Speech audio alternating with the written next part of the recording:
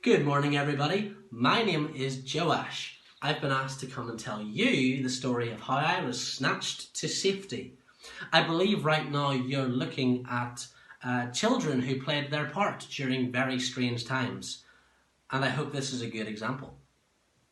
Queen Athaliah swept through the land with a dagger in her hand.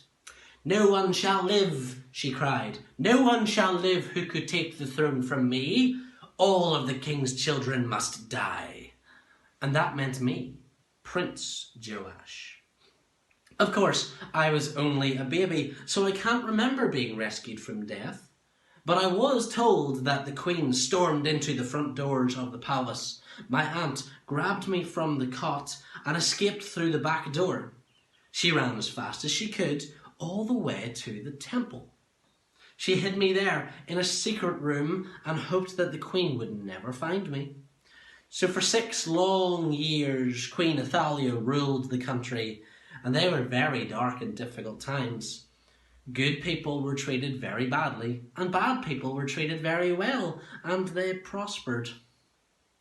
For 6 long years, I was hidden in the temple. I grew up learning how to play quietly, how to laugh softly, and to be very careful as to who saw me.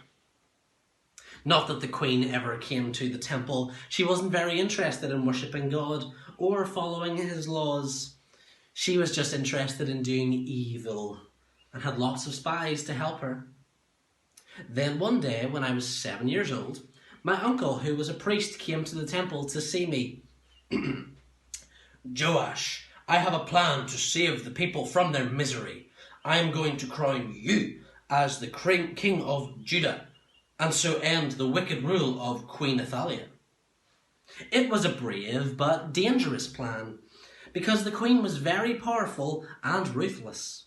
She had a band of desperate men who would kill at her command, but my uncle knew that there were some good men who would be happy to protect the new king of Judah, and that king was going to be me. He had secret talks with the commanding officer, and they promised to protect me. Then they came up with a cunning plan to outwit the Queen. They would make sure that on the day of my coronation, not just 1 platoon of soldiers would be on duty, not even 2, but 1, 2, 3. Platoons of soldiers would guard me from around the temple. On the chosen day, my uncle took me from my hiding place and made straight to the entrance of the temple in front of everybody. And he put the crown on my head and said, "Joash, I crown you King of Judah." Then everybody cheered. Everyone clapped. And everyone shouted, "Long live the king." I could get used to that. The Queen's spies ran to tell her straight away, but when she arrived, she couldn't get through. Her way was barred by 1, 2, and 3 platoons of soldiers, all with swords pointing at her. Oh dear. "Stop," shouted the commanding officer. "You cannot come in by order of King Joash, the new king." That's me.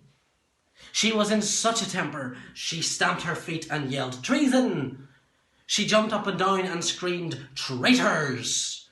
She even tore her clothes because she was so furious, but she knew she was beaten. Her evil rule had come to an end. I was now king, and I would follow God's laws, and I would be a good king.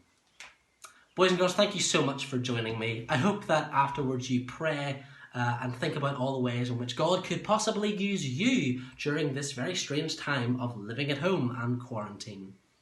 Bye now.